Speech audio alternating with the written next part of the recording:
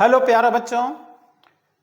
अब NEET exam ज़्यादा दिन नहीं रह गया है, संडे को नीट एग्ज़ाम है और आज इस वीडियो में वेरी इंपॉर्टेंट टॉपिक का क्विक रिवीजन होगा और वो है इलेक्ट्रोस्टैटिक्स, जिसको इलेक्ट्रिक फील्ड एंड पोटेंशियल कहते हैं। आई होप इस टॉपिक को आप लोग रिवाइज कर ली होगे।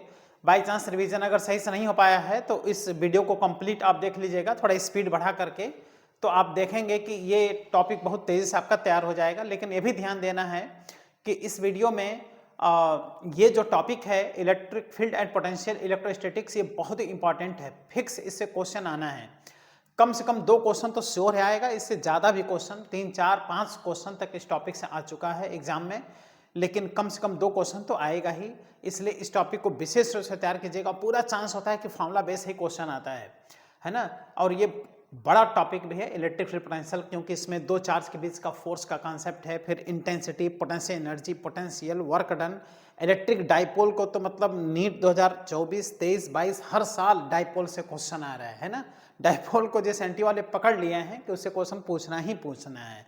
तो ये सब आपका आज रिवीजन हो जाएगा। इलेक्ट्रिक फ्लक्स है, गॉस थ्योरम है ना, वायर है, प्लेट है, कई कॉन्सेप्ट है, बड़ा टॉपिक है। इसलिए इस टॉपिक से 4, 5 क्वेश्चन तक एग्जाम में आ चुका है, लेकिन कम से कम 2 क्वेश्चन तो आना ही आना है। तो आइए स्टार्ट करते हैं और इसको खूब स्पीड बढ़ा करके और खूब स्पीड में कम से कम समय में इसको रिवीजन कर डालिए, जिससे पूरा टॉपिक आपका तैयार हो जाएगा।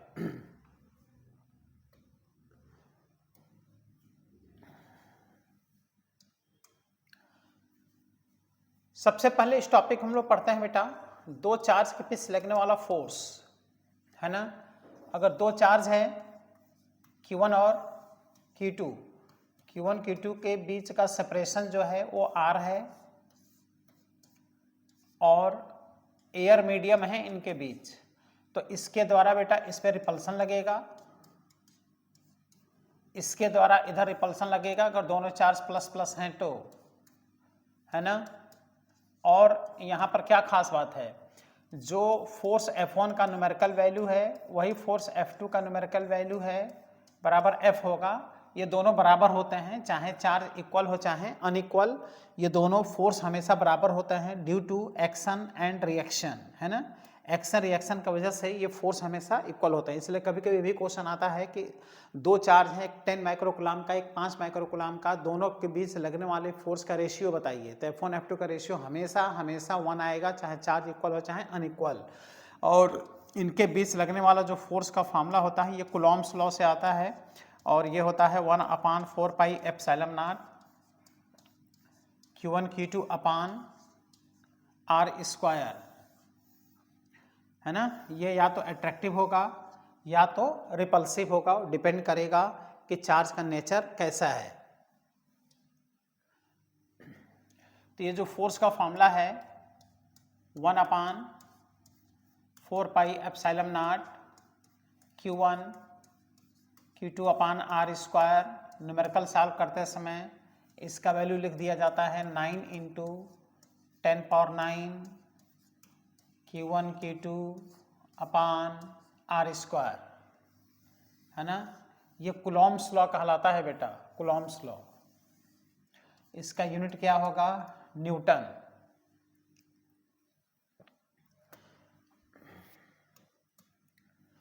इसके बाद अगर 2 चार्ज हैं, है ना, 2 चार्ज हैं Q1 और Q2, इनके बीच का सेपरेशन R है। अब पूरे में कोई मीडियम लाके भर दिया, पूरे में अगर कोई मीडियम लाके भर दिया तो जिसका डायट्रिक कांस्टेंट होता है बेटा K, और जो K होता है इसी को रिलेटिव परमिटिविटी भी बोलते हैं। ये कहलाता है permittivity of medium upon permittivity of free space. तो जब भी 2 चार्ज के बीच कोई डायट्रिक भर देता है ना, तो उस समय फॉर्मूले में K इंक्लूड हो जाता है। K is known as dielectric constant, या इसी को बोलता है रिलेटिव परमिटिविटी। K का ना कोई यूनिट होता है ना कोई डायमेंशन होता है। तो इस समय जो फोर्स लगेगा ये फॉर्मूला हो जाएगा 1/4 pi epsilon not Q1 Q2 upon R square, और यहीं K से डिवाइड हो जाएगा, देख रहे हो, है ना। यूनिट अभी भी न्यूटन ही आएगा, फोर्स के फॉर्म यूनिट में कोई फर्क नहीं पड़ेगा। तो जब पूरे में डायरेक्ट्रिक मीडियम आ जाता है तो यहाँ K से डायरेक्ट्रिक कांस्टेंट से डिवाइड कर दिया जाता है। इसके बाद से दो चार्ज के बीच अगर थोड़े सेपरेशन में डायरेक्ट्रिक भरा जाए, जिसको हेट्रोजीनियस मीडियम हम कह सकते हैं।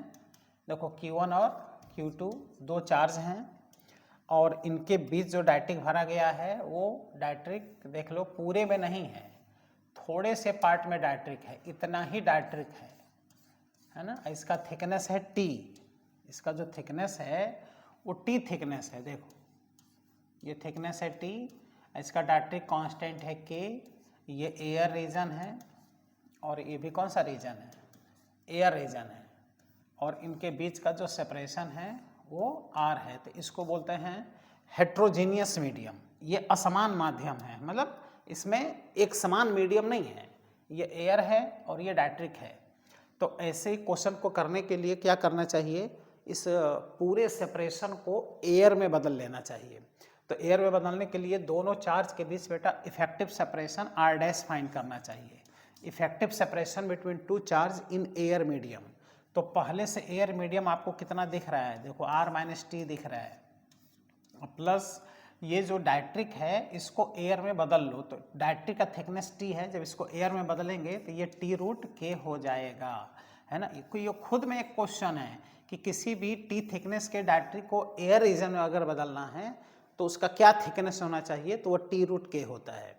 अब अगर यहाँ फोर्स फाइंड करना है तो आप क्या करो, 1/4 pi epsilon not Q1 Q2 अपान इसी का स्क्वायर कर दो, R डैश का क्या कर दो, देखो R डैश का कर दो स्क्वायर, तो ये फोर्स आ जाता है। तो अगर थोड़ा सा इसका आइडिया है कि कैसे इसे क्वेश्चन करते हैं, R डैश कैसे फाइंड करते हैं, तो इसके क्वेश्चन आप आसानी से सॉल्व कर सकते हैं।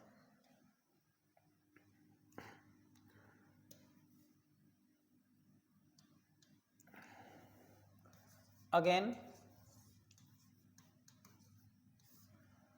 अगर ये यूनिफॉर्म इलेक्ट्रिक फील्ड है प्यारे बच्चों, देख रहे हो, इसको बोलता है uniform electric field. Uniform electric field में क्या होता है, लाइन ऑफ फोर्स पैरेलल होती हैं, इक्वी डिस्टेंस होती हैं, स्ट्रेट लाइन होती हैं। ये इलेक्ट्रिक फील्ड है, इलेक्ट्रिक फील्ड E है ना, जिसका डायरेक्शन लेफ्ट से राइट की तरफ इसका डायरेक्शन है। अब इसमें क्या करेगा, एग्जाम में यहाँ पर A पॉइंट बना देगा, यहाँ पर B पॉइंट बना देगा और यहाँ पर C पॉइंट बना देगा। फिर कहेगा बताओ कहाँ इंटेंसिटी कम है, कहाँ ज़्यादा है, कहाँ पोटेंशियल कम और ज़्यादा है। तो चूँकि यूनिफॉर्म इलेक्ट्रिक फील्ड है प्यारे बच्चों, इसलिए इंटेंसिटी हर जगह सेम होगा। जो इंटेंसिटी बेटा A पर होगा वही इंटेंसिटी B पर होगा और वही इंटेंसिटी C पर होगा। लेकिन एग्जाम में जब भी आता है बेटा तो पोटेंशियल पूछता है। पोटेंशियल को ध्यान देना, देखो इधर हायर पोटेंशियल है, इधर लोअर पोटेंशियल है, क्योंकि जहाँ इंटेंसिटी होता है वहाँ पोटेंशियल का डिफरेंस होना ज़रूरी है और इंटेंसिटी का डायरेक्शन हमेशा हायर पोटेंशियल से लोअर पोटेंशियल की तरफ होता है। तो यहाँ पर जो पोटेंशियल होगा वो A पॉइंट पोटेंशियल ज़्यादा होगा, उससे कम B पॉइंट पोटेंशियल होगा और सबसे कम C पॉइंट पर पोटेंशियल होगा। तो यहाँ पर मैक्सिमम पोटेंशियल होगा A पॉइंट पर और यहाँ पर मिनिमम पोटेंशियल होगा C पॉइंट पर। इसका कॉन्सेप्ट ये भी है कि जैसे जैसे हम इलेक्ट्रिक फील्ड के डायरेक्शन में आगे बढ़ते हैं वैसे वैसे पोटेंशियल कम होता जाता है।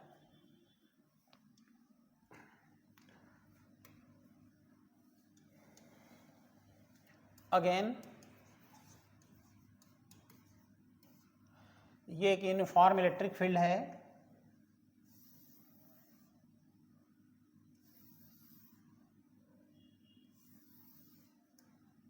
यूनिफॉर्म इलेक्ट्रिक फील्ड,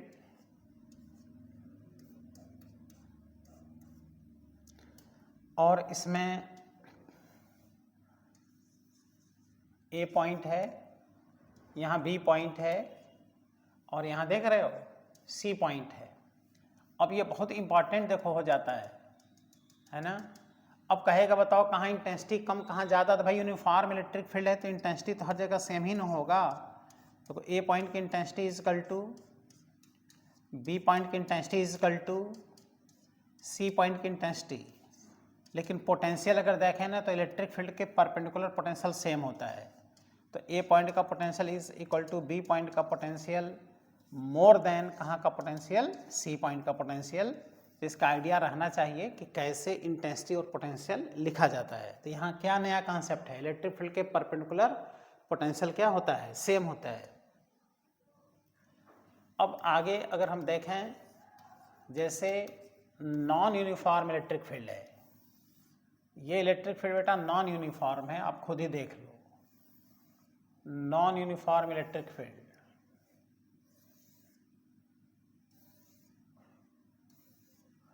है ना। तो नॉन यूनिफॉर्म इलेक्ट्रिक फील्ड का स्ट्रक्चर देखते ही आपको पता चल गया कि ये नॉन यूनिफॉर्म इलेक्ट्रिक फील्ड है प्यारे बच्चों, है ना। अब इसमें अगर हम यहाँ पर ए पॉइंट मान लें और यहाँ पर बी पॉइंट माने और यहाँ सी पॉइंट माने, तो यहाँ पर जो इंटेंसिटी का रिलेशन होगा, यहाँ इंटेंसिटी ज़्यादा होगा क्योंकि पर यूनिट एरिया में लाइन ऑफ फोर्स की डेंसिटी ज़्यादा है। तो जहाँ लाइन ऑफ फोर्स की ज़्यादा डेंस होंगे वहाँ इंटेंसिटी ज़्यादा होगा, बी पर थोड़ा कम होगा, सी पे इंटेंसिटी सबसे कम होगा। लेकिन पोटेंशियल में क्या है कि as well as we go in the direction of electric field and potential decreases. Potential की वही कहानी है, ए पॉइंट का potential more than B point का potential more than C point का पोटेंशियल। तो लाइन ऑफ फोर्स पे question exam में आ सकते हैं, बहुत आसानी से क्वेश्चन आपका क्या होता है, सॉल्व हो जाता है।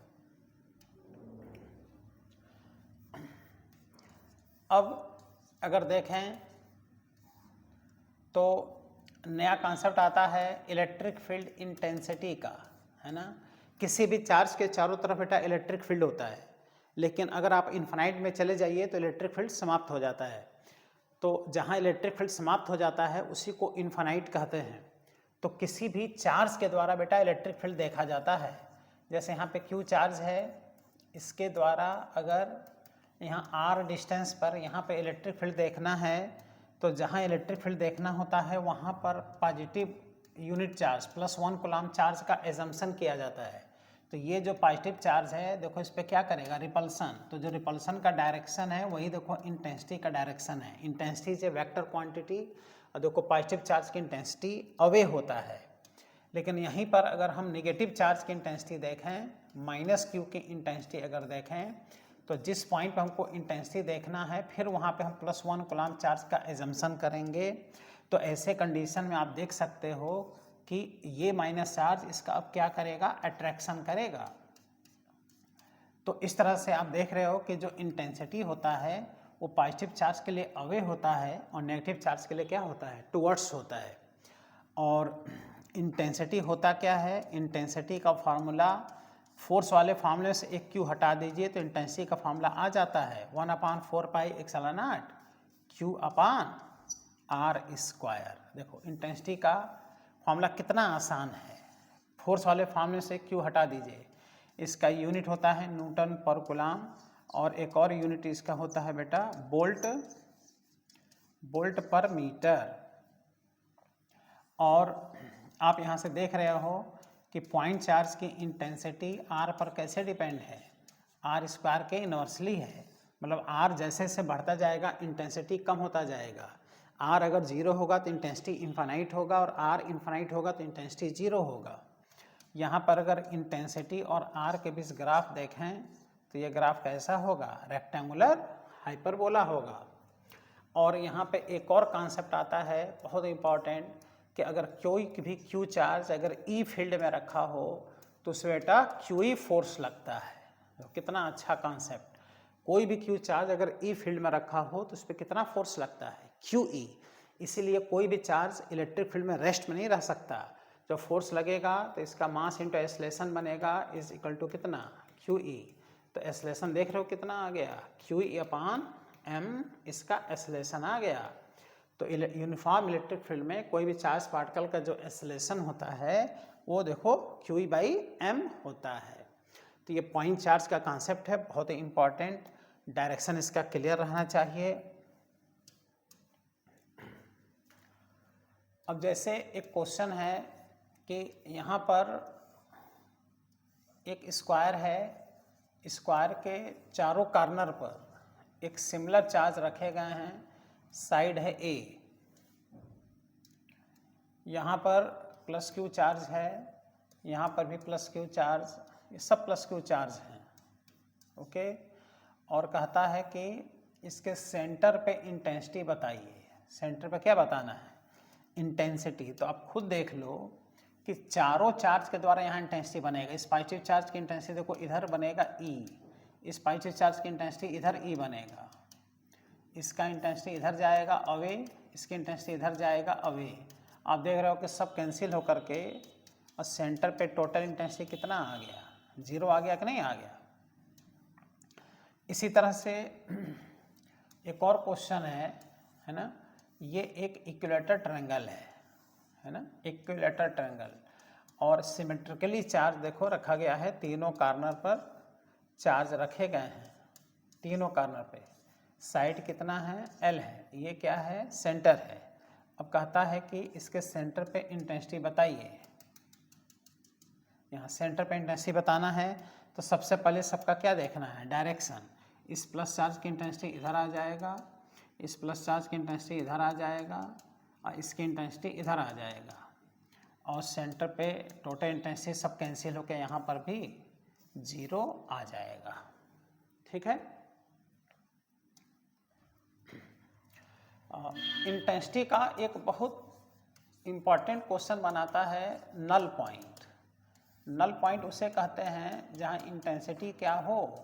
0 हो, है ना। जहाँ इंटेंसिटी 0 हो उसको नल पॉइंट कहते हैं। और नल पॉइंट सिंगल चार्ज से कभी नहीं मिलता, null point pair of charge से हमेशा मिलता है। तो आओ इसको डायरेक्ट क्वेश्चन से सीखते हैं। क्वेश्चन से कि जैसे यहाँ पर एक चार्ज दे दे, यहाँ पे एक चार्ज दे दे, यहाँ प्लस 9e का चार्ज है, यहाँ प्लस e का चार्ज है, और इनके बीच का जो सेपरेशन है वो 4 मीटर का सेपरेशन है। तो कह रहा है कि इस 9e वाले चार्ज से बताओ कि कितने दूरी पर नल पॉइंट मिलेगा। तो देखो दोनों चार्ज अगर प्लस प्लस हैं या दोनों चार्ज माइनस माइनस हैं तो नल पॉइंट इसी बीच में कहीं मिलता है। ये मन में रखना कि नल पॉइंट हमेशा इन्हीं के बीच में मिलेगा। तो मान लो नल पॉइंट यहाँ P पे मिल रहा है, तो कैसे नल पॉइंट मिलेगा? देखो इसके द्वारा इंटेंसिटी बनेगा अवे, इसके द्वारा इंटेंसिटी बनेगा इधर अवे, और यहाँ पर हमको इंटेंसिटी नल पॉइंट प्राप्त करना है, इंटेंसिटी 0 करना है। वो तभी होगा जब ये दोनों न्यूमेरिकली बराबर होंगे। अब देखो यहाँ से पूछ रहा है तो हम इस डिस्टेंस को x कह लेंगे और इस डिस्टेंस को 4 - x कहेंगे कि नहीं कहेंगे? बताओ, 4 में से x माइनस हो गया। तो चूँकि बेटा हमको P पॉइंट पे इंटेंसिटी क्या करना है? 0 करना है। मतलब P पॉइंट पे हमको नल पॉइंट प्राप्त करना है। तो ये तभी संभव है जब A की इंटेंसिटी B के इंटेंसिटी से कैंसिल हो जाएगा। मतलब दोनों इंटेंसिटी न्यूमेरिकली जब बराबर होंगे, तो जब A की इंटेंसिटी हम लोग लिखेंगे तो ये आ जाएगा 1/4 पाई एप्सिलॉन नॉट, इसका चार्ज है 9e upon x square is equal to, इसका इंटेंसिटी आ जाएगा 1/4 पाई एप्सिलॉन नॉट, और ये चार्ज है बेटा E अपान, ये दूरी देखो कितना है? 4 - x का होल स्क्वायर। ये पूरा टर्म कट गया, E से E कट गया, यहाँ से आ गया 9/x square is equal to 1/4 - x का होल स्क्वायर। इसका रूट ले लो, 9 का root 3/x is equal to 1/4 - x। अब क्रॉस मल्टीप्लाई कर लो, तो क्रॉस मल्टीप्लाई करने पर आ गया 12 - 3x इक्वल टू x, और यहाँ से इधर आया तो 4x हो गया, 4x इक्वल टू 12, तो x इज इक्वल टू आ गया 3 मीटर। यानी आप देख रहे हो ये टोटल दूरी 4 मीटर है, लेकिन इस 9e से 3 मीटर की दूरी पे इंटेंसिटी क्या होगा? 0 होगा। तो जहाँ से नल पॉइंट पूछे वहीं से x मान के क्वेश्चन सॉल्व करना चाहिए। लेकिन ज़्यादा कॉन्सेप्चुअल तब होता है बेटा जब ये क्वेश्चन में एक चार्ज पॉजिटिव होता है और दूसरा क्या होता है? निगेटिव होता है। एक चार्ज दे देगा पॉजिटिव और दूसरा निगेटिव। इसको ध्यान से देखिएगा इस वाले क्वेश्चन को, है ना। 1-2 क्वेश्चन इस पर सॉल्व कर लेना बेटा। जैसे ये 8q का चार्ज है और ये -2q का चार्ज है, इनके बीच का जो दूरी है वो 2 सेंटीमीटर की दूरी है ना। ये ए है और ये क्या है, बी है। तो कह रहा है कि इसका नल पॉइंट बताइए, नल पॉइंट बताइए 8Q4 से कहाँ नल पॉइंट कितने दूरी पर होगा। तो यही तो सबसे इम्पॉर्टेंट है, जब एक चार्ज पॉजिटिव हो दूसरा चार्ज क्या हो, नेगेटिव हो, तो यहाँ ध्यान देना चाहिए कि यहाँ का नल पॉइंट दोनों के बीच में नहीं मिलेगा, बाहर मिलता है और एक तरफ मिलता है। किसके तरफ मिलता है, जिस चार्ज का न्यूमेरिकल वैल्यू कम होता है। हम ये नहीं देखेंगे कि प्लस की तरफ नल पॉइंट मिलेगा कि माइनस की तरफ, न्यूमेरिकल वैल्यू किसका कम है। तो न्यूमेरिकल वैल्यू देखो ये 2Q है, ये 8Q है, तो ये कम है कि नहीं है, तो वह नल पॉइंट बेटा यहाँ कहीं आकर के मिलेगा। देख लो ये P पॉइंट पर नल पॉइंट मिलेगा, अंदर मिल ही नहीं सकता। तो इसकी इंटेंसिटी देखो किधर है, अवे है ना, पॉजिटिव की इंटेंसिटी अवे, और माइनस की इंटेंसिटी किधर हो गया, टूवर्ड्स हो गया ना, टूवर्ड्स। और यहाँ से पूछ रहा है तो यहाँ से पूरी दूरी कितना मान लें, या x मान लें, तो ये दूरी हो जाएगा, ये दूरी हो जाएगा बेटा, ये 2 है, ये x है, तो ये x माइनस 2 हो जाएगा। अब सेंटीमीटर को मीटर नहीं बदलना है, दूरी सेंटीमीटर में दिया है तो आंसर भी सेंटीमीटर में ही लाना रहेगा, है ना। ऑप्शन दिया रहेगा तो सेंटीमीटर में ही दिया रहेगा।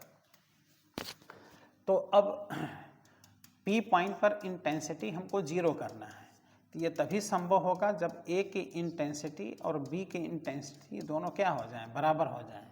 तो A की इंटेंसिटी जब हम लोग लिखेंगे तो ये लिखेंगे 1/4πε0, ये 8Q चार्ज है और यहाँ से इसकी दूरी है प्यारे बच्चों x, तो x का स्क्वायर हो गया। फिर इसकी इंटेंसिटी जब लिखेंगे तो 1/4πε0, अब -2 क्यों ना लिख देना बेटा, मैग्नीट्यूड बराबर कर देना है, मैं माइनस के हिसाब से तो डायरेक्शन सेट है, अपान x माइनस 2 का क्या आ गया, होल स्क्वायर। ये पूरा टर्म इससे कट गया, q से q कट गया, 2 से 8 कट के ये 4 आ गया, है ना। तो यहाँ से 4/x square is equal to 1/x minus 2 का होल स्क्वायर। अब देखो रूट ले लो, तो 4 का root 2/x is equal to 1/x minus 2, cross multiply कर दो, 2x minus 4 is equal to x, ये इधर आ गया तो x इज इक्वल टू कितना आ गया, देखो 4 सेंटीमीटर। यानी 8Q4 से 4 सेंटीमीटर की दूरी पर नल पॉइंट मिलेगा। तो नल पॉइंट विशेष ध्यान देना चाहिए, जैसे दोनों चार्ज पॉजिटिव हैं तो दोनों के बीच में नल पॉइंट निकालो, एक प्लस है और माइनस है तो बाहर नल पॉइंट निकालो, किधर, जिस चार्ज का न्यूमेरिकल वैल्यू कम होगा उधर। और दोनों माइनस माइनस हैं तभी भी दोनों के बीच में ही नल पॉइंट मिलता है।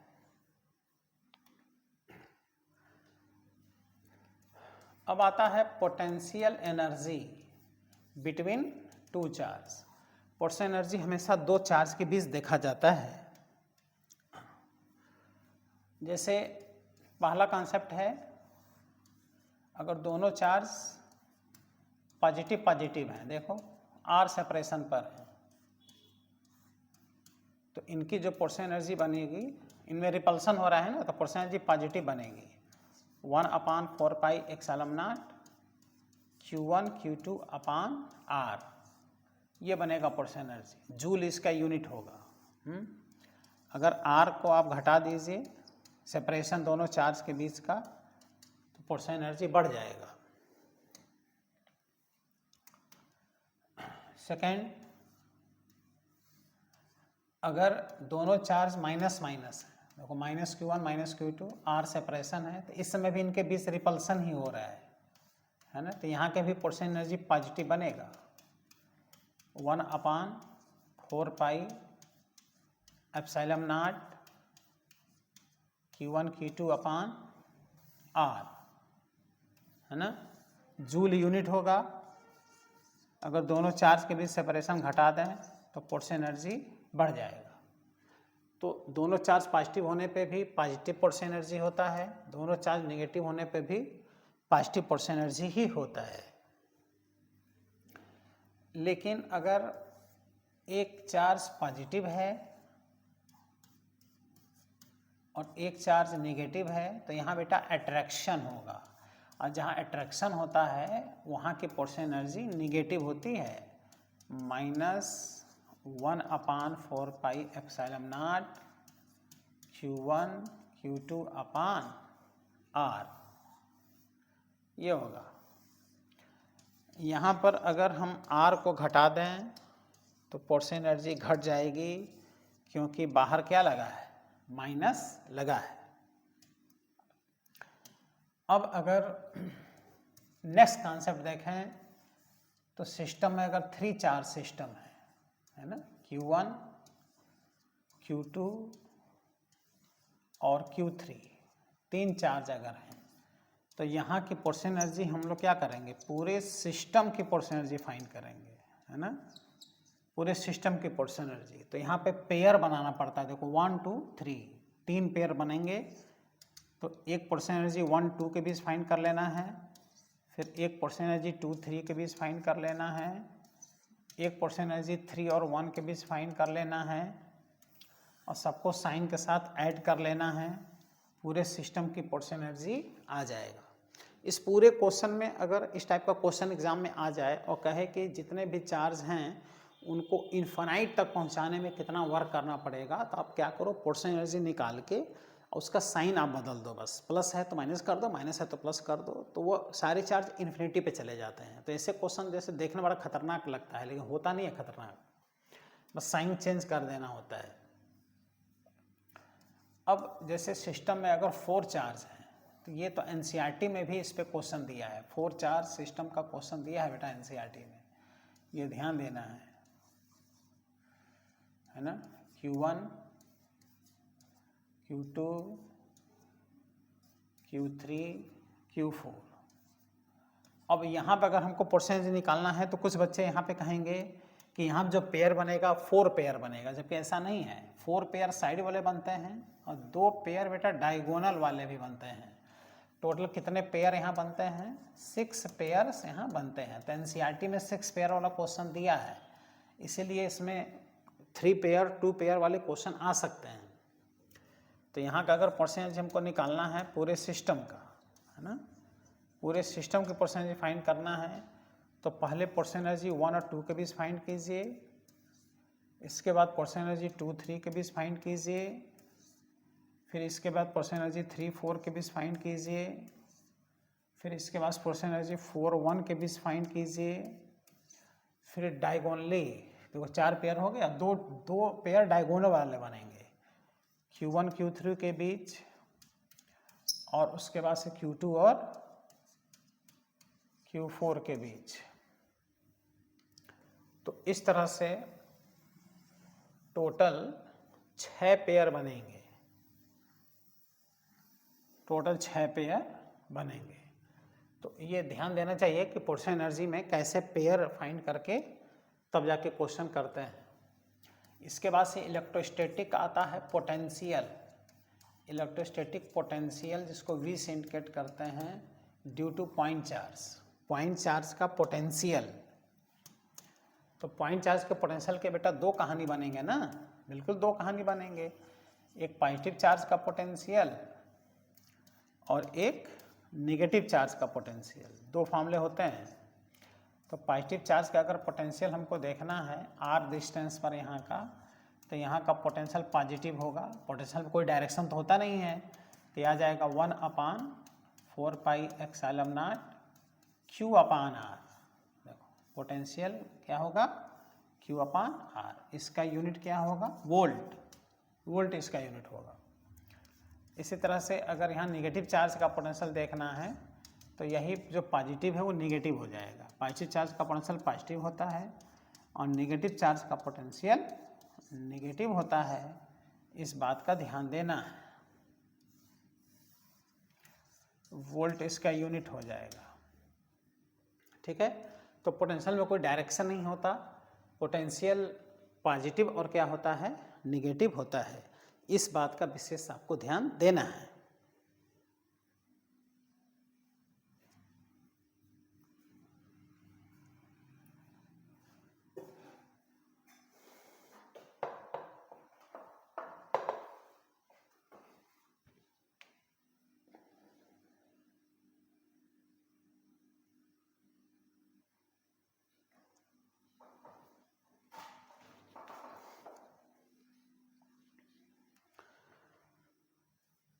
इसमें नेक्स्ट कॉन्सेप्ट आता है प्यारे बच्चों, very important, electric dipole.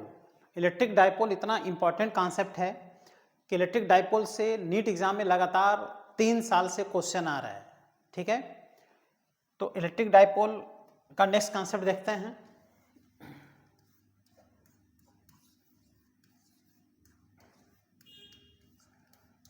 Electric dipole very important. Dipole में 2 चार्ज होते हैं, -q और +q। दोनों चार्ज के बीच का सेपरेशन 2l होता है। ये B है, ये A है, और इसका जो डाइपोल मोमेंट होता है उसको P से इंडिकेट करते हैं। तो जब भी डाइपोल आएगा ना, तो डाइपोल मोमेंट का कॉन्सेप्ट आएगा। डाइपोल मोमेंट वेक्टर क्वांटिटी है जिसका डायरेक्शन हमेशा माइनस से प्लस होता है, और डाइपोल मोमेंट का फॉर्मूला P बराबर होता है दोनों चार्ज में से किसी एक चार्ज का मैग्नीट्यूड इंटू दोनों चार्ज के बीच का सेपरेशन। देखो P बराबर Q इंटू 2l। तो ये डाइपोल मोमेंट का फॉर्मूला होता है। ये वेक्टर क्वांटिटी है, इसका यूनिट होता है देखो कूलाम मीटर। इसको सेंटीमीटर ना पढ़ना, कूलाम मीटर इसका यूनिट है, और इसका डायरेक्शन हमेशा माइनस से क्या होता है, प्लस होता है। ये कौन सी क्वांटिटी है, वेक्टर क्वांटिटी है। इसके बाद से डाइपोल पे लगने वाला टॉर्क बहुत इंपॉर्टेंट। टॉर्क पे खूब क्वेश्चन आता है ना। Torque on the dipole.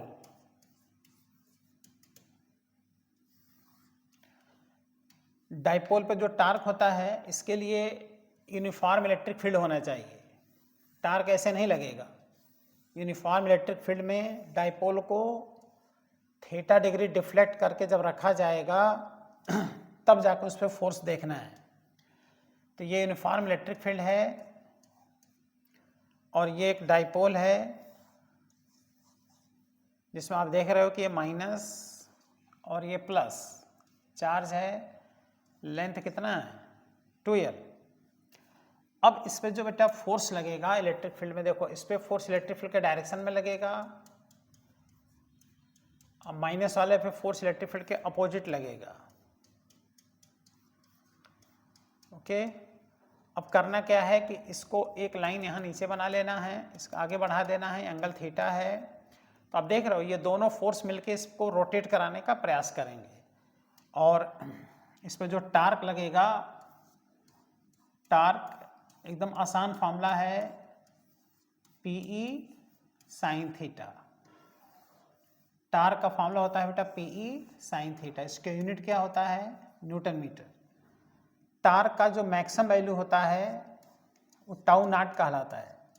Maximum जो टार्क होता है ये साइन थीटा जब 1 होगा तब मैक्सिमम टार्क होगा PE, और टार्क का जो मिनिमम वैल्यू होगा वो 0 डिग्री पर होगा और 180 डिग्री पे होगा, वो 0 होगा। देखो टार्क का मैक्सिमम मिनिमम वैल्यू। टार्क को अगर वेक्टर फॉर्म लिखने के लिए आ जाए तो करना कुछ नहीं है, P और E का क्रॉस प्रोडक्ट अगर लिख दो तो ये टार्क का वेक्टर फॉर्म है, P क्रॉस E। कभी भी भूल से E क्रॉस P ना कहना। ये जब भी एग्जाम में आएगा तो P क्रॉस E पे ही आपको टिक लगाना है। तो बहुत इंपॉर्टेंट, इस पर भी खूब क्वेश्चन आता है बेटा। टार्क का जो फॉर्मूला होता है इस पे क्वेश्चन आता है, टार्क याद रहना चाहिए, डाइपोल का टार्क। अब अगर किसी डाइपोल को इलेक्ट्रिक फील्ड में थीटा डिग्री रोटेट करा के उसको छोड़ दिया जाए तो वह उसमें ऑसिलेटरी मोशन करता है, लेकिन अगर थीटा वेरी स्मॉल है तो वह SHM करता है। और डाइपोल के SHM का जो टाइम पीरियड होता है इसका फॉर्मूला होता है 2 पाई √/I अपान, देख रहे हो, PE। I क्या है, उस डाइपोल की मोमेंट ऑफ इनर्शिया है ना, डाइपोल की मोमेंट ऑफ इनर्शिया। ये टाइम पीरियड का फॉर्मूला है। डाइपोल को अगर इलेक्ट्रिक फील्ड में थीटा डिग्री रोटेट कराना हो तो क्या वर्क करना पड़ेगा। तो ये बहुत इंपॉर्टेंट फॉर्मूला है, डाइपोल को थीटा डिग्री रोटेट कराने का वर्क डन, और ये होता है PE ब्रैकेट में 1 - cos थीटा। इस पर डायरेक्ट क्वेश्चन आपको एग्जाम में मिल सकता है। डाइपोल को थीटा डिग्री रोटेट कराने का work done PE 1 minus cos theta. Dipole का थीटा डिग्री पे अगर पोर्शन एनर्जी देखा जाए तो पोर्शन energy minus PE cos theta, ये पोर्शन एनर्जी का फॉर्मूला होता है डाइपोल का, जिसको हम कह सकते हैं माइनस P और E का डॉट प्रोडक्ट, है ना। डॉट प्रोडक्ट स्केलर क्वांटिटी है तो पोर्शन एनर्जी तो स्केलर होता ही है, ठीक है। तो work done, portion energy, time period, ये तीन फॉर्मूले हैं, ये आपका क्लियर याद रहना चाहिए। अब डाइपोल से रिलेटेड और भी जो कॉन्सेप्ट हैं, जैसे डाइपोल का axial position, broad side position, इससे भी खूब क्वेश्चन आते हैं, है ना। तो जो एक्सियल पोजीशन होता है डाइपोल का, एक्सियल पोजीशन पे इंटेंसिटी और पोटेंशियल, एक्सियल पोजीशन को इंड ऑन पोजीशन या लॉन्गिट्यूडनल पोजीशन भी कहा जाता है। जैसे ये डाइपोल है तो डाइपोल में भाई इधर माइनस क्यू है, इधर क्या है प्लस क्यू, ये सेंटर है, लेंथ L है, डाइपोल मोमेंट क्या है P है, ये B है, ये A है। तो एक्सियल पोजीशन सबको पता है कि भाई एक्सियल पोजीशन कहते किसे हैं, ये जो डाइपोल का एक्सिस है यही एक्सियल पोजीशन है, ये P पॉइंट देख रहे हो, ये P पॉइंट इसका एक्सियल पोजीशन है। तो इसकी दूरी हम कहाँ से देखेंगे, देखो इसके सेंटर से देखेंगे, ये इधर भी हो सकता है, इधर भी हो सकता है। देखो यहाँ पोटेंशियल पॉजिटिव होगा, वही इधर होता तो क्या होता, नेगेटिव होता। तो यहाँ की जो इंटेंसिटी होगी वो देखो ये डायरेक्शन की इंटेंसिटी होगी, है ना, क्योंकि इसका प्रभाव यहाँ पे ज़्यादा होगा, यहाँ होगा तभी इस डायरेक्शन में होगा। तो एक्सियल पॉइंट पर, ये एक्सियल पोजीशन, एक्सियल पॉइंट पे इंटेंसिटी डाइपोल मोमेंट के डायरेक्शन में होता है।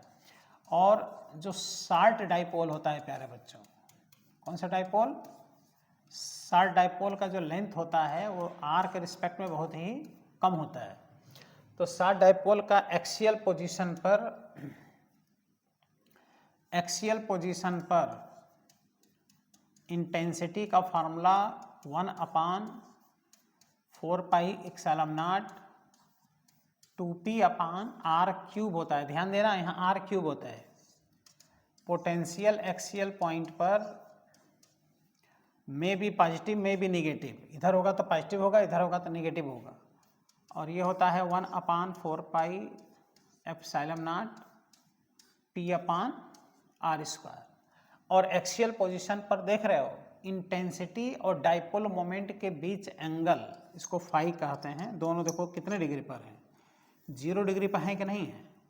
तो इस पर तो खूब क्वेश्चन आ रहा है इस समय, एकदम फार्मूला बेस्ड क्वेश्चन। नीट 2024 में भी इसी फार्मूले पे क्वेश्चन आया था। नीट 2024 में डाइपोल का स्टेटमेंट का क्वेश्चन, एसेंशियल रीजन का क्वेश्चन इसी पे दिया था। देखो इस वाले फार्मूले पर p/r² होगा, ये p/r³ होगा। शार्ट डाइपोल की इंटेंसिटी r³ के इनवर्सली होता है। शार्ट डाइपोल का पोटेंशियल r² के इनवर्सली होता है, ये ध्यान देना चाहिए शार्ट डाइपोल के लिए। अब इसमें सेकंड आता है ब्रॉड साइड, है ना, broad side position. Broad side position का भी फॉर्मूला आसान होता है, देख रहे हो, ये -q है, ये +q है, और ये लेंथ 2l है, और ये इसका ब्रॉड साइड है, ये r, मतलब ये ट्रांसवर्स पोजीशन है। इसी को इक्वेटोरियल या ट्रांसवर्स या ब्रॉड साइड कहते हैं। यहाँ पे इंटेंसिटी अगर देखना है तो यहाँ पे इंटेंसिटी डाइपोल मोमेंट का ये डायरेक्शन है ना बेटा, देखो डाइपोल मोमेंट माइनस से प्लस, तो यहाँ की इंटेंसिटी ब्रॉड साइड का डाइपोल मोमेंट के अपोजिट होगा। देखो ये होगा इंटेंसिटी डाइपोल मोमेंट के अपोजिट, क्योंकि इसकी इंटेंसिटी इधर बनेगी, माइनस वाले की इधर बनेगी, रिजल्टेंट देखो इधर बनेगी। और जो भी फार्मूला हम लोग पढ़ते हैं वो शार्ट डाइपोल के लिए पढ़ते हैं, नन्हे मोने डाइपोल के लिए। तो यहाँ पे जो इंटेंसिटी होता है ब्रॉड साइड पर, वो एक्सियल पोजीशन वाले की ही इंटेंसिटी होता है, बस उसमें से 2 हटा दीजिए, जो 2p/r³ था, बस p/ क्या लिख दीजिए, r³। देखो इंटेंसिटी यहाँ का आ गया। पोटेंशियल अगर देखें, पोटेंशियल तो इसका पॉजिटिव पोटेंशियल, इसका नेगेटिव पोटेंशियल, दोनों कैंसिल होकर पोटेंशियल बेटा 0 हो जाएगा, है ना। ब्रॉड साइड पे पोटेंशियल 0 होता है, और E और P के बीच एंगल 180 डिग्री होता है, पाई, यानी कितने डिग्री, देखो 180 डिग्री होता है। तो ये कहलाता है ब्रॉड साइड पोजीशन।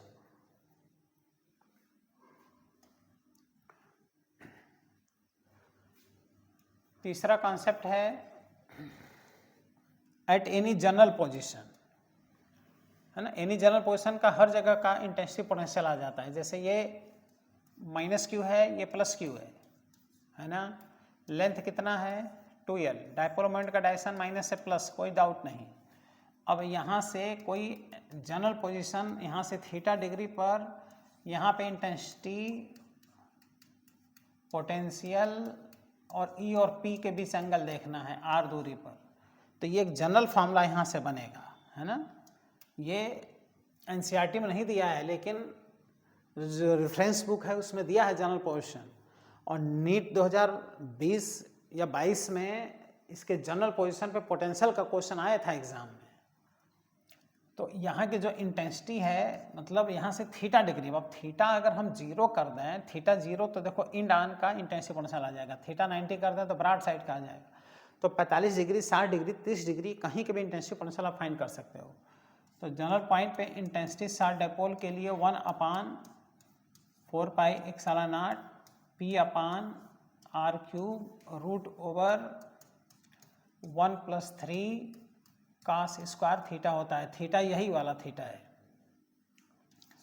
पोटेंशियल में भी पॉजिटिव में भी negative, 1/4 pi epsilon not P/r²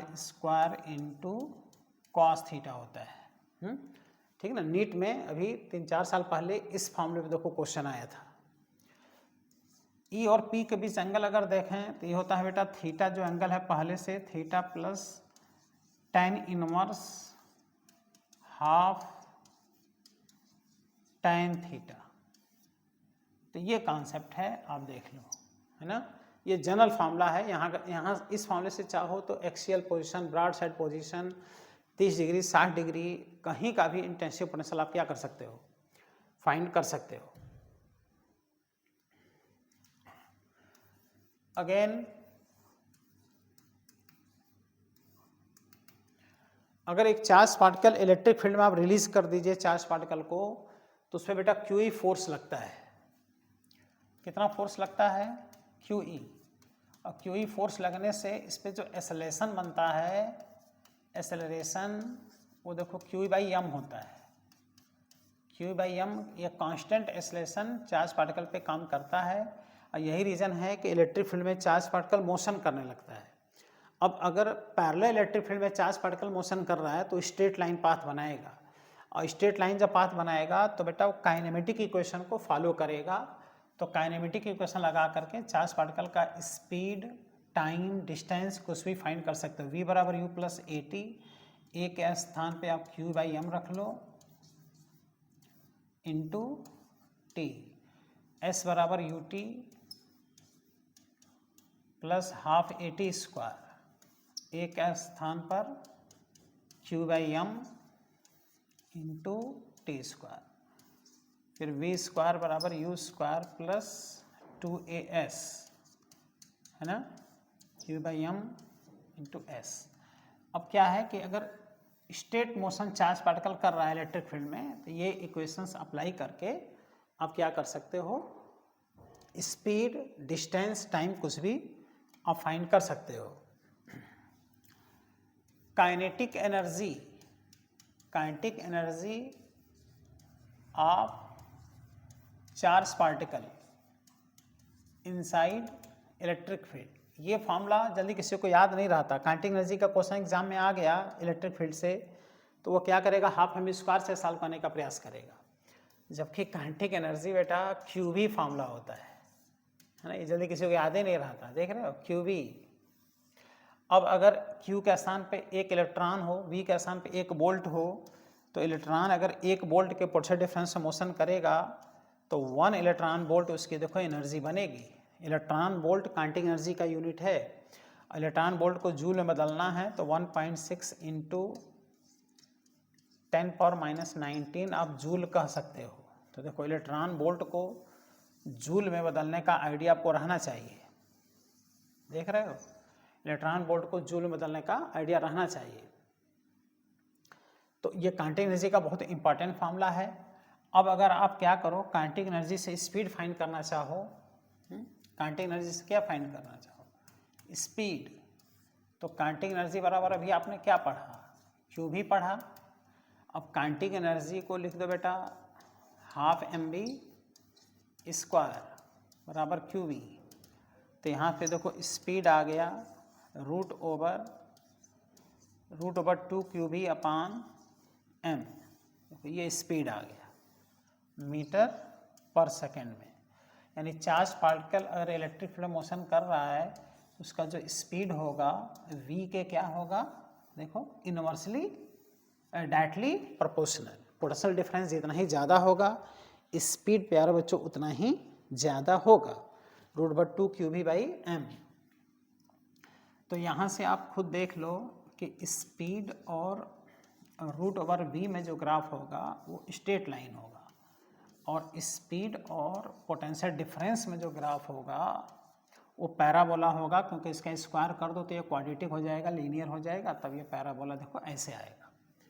तो ये भी बहुत इंपॉर्टेंट है, इस पर कोई न कोई क्वेश्चन डेवलप हो सकता है। ये ग्राफ इस पर देखो डेवलप हो रहा है।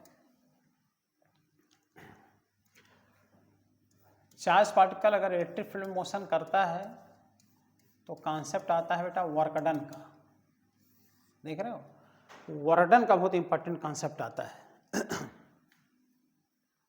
और वर्क डन का फॉर्मूला एकदम आसान होता है ना। कोई भी चार्ज पार्टिकल अगर इलेक्ट्रिक फील्ड मोशन करता है तो वर्क डन होता है Q इंटू डेल्टा V, देख रहे हो। चार्ज में पोटेंशियल डिफरेंस से आप क्या करो, मल्टीप्लाई कर दो तो वर्क डन आ जाता है।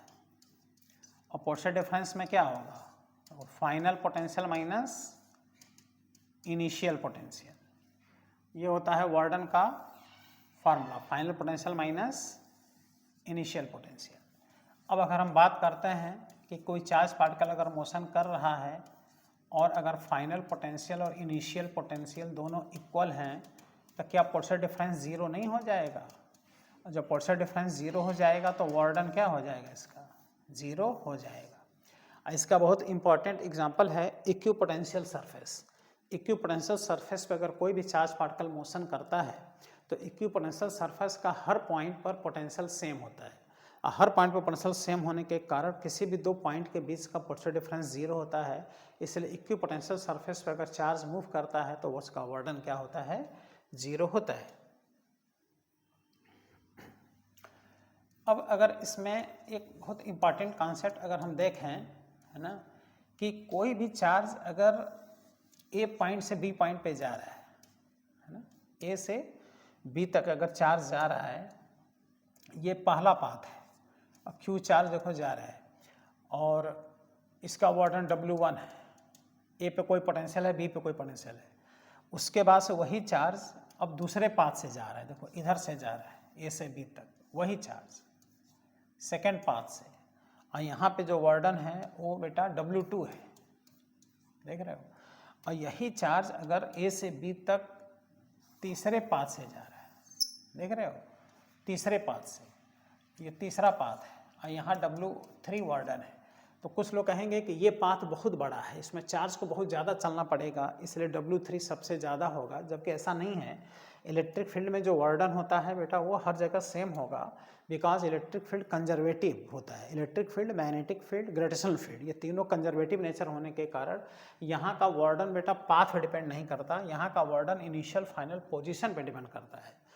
तो here work done W1 is equal to W2 equal to W3। तो जो वर्क डन होता है प्यारे बच्चों, ये work done electric field, magnetic field और ग्रेविटेशनल फील्ड तीनों में वर्क डन पाथ पे डिपेंड नहीं होता, इनिशियल फाइनल स्टेट पे डिपेंड होता है। वर्क डन यहाँ का स्टेट फंक्शन है। कहाँ का वर्क डन पाथ फंक्शन होता है, जैसे फ्रिक्शन हो, विस्कोसिटी हो, या थर्मोडायनेमिक्स का वर्क डन वो पाथ पे डिपेंड करता है। लेकिन कहाँ कहाँ डिपेंड नहीं करता, इलेक्ट्रिक फील्ड, मैग्नेटिक फील्ड और ग्रेविटेशनल फील्ड, ये तीनों कंजर्वेटिव नेचर होने के कारण यहाँ के वार्डन पाथ पर डिपेंड नहीं करते, चाहे जिधर से ले जाओ, बस ए से बी जाना चाहिए, वार्डन यहाँ पर सब बराबर होगा।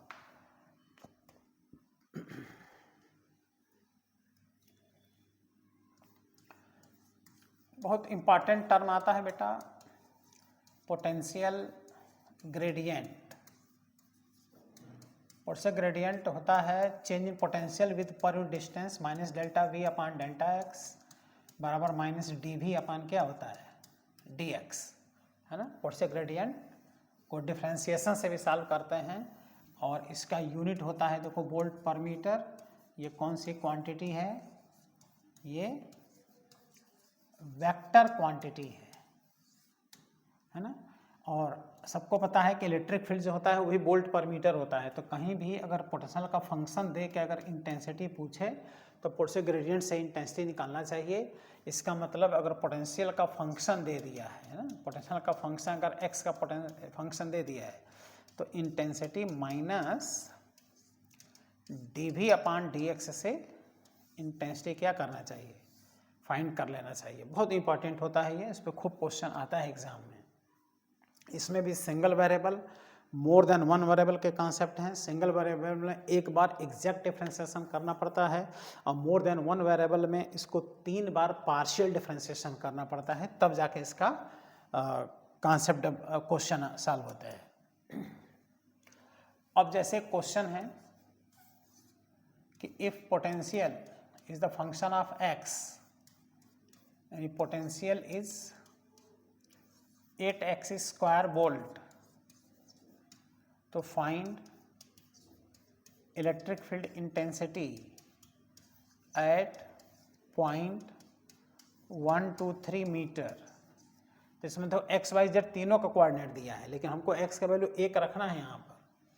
तो जब इंटेंसिटी हम फाइंड करेंगे तो इसको कहेंगे minus D V upon D x, minus D V upon D x कहेंगे। अब माइनस डी अपान डी एक्स और v का फंक्शन जो दिया है वो रख दो 8x स्क्वायर। अब यहाँ से इंटेंसिटी आ गया माइनस, डिफ्रेंशिएट कर दो, देखो 16x, और e का वैल्यू यहाँ पे 1 रख दो, देखो 1 है तो 1 रख दो, तो माइनस 16 वोल्ट पर मीटर इंटेंसिटी आ गया।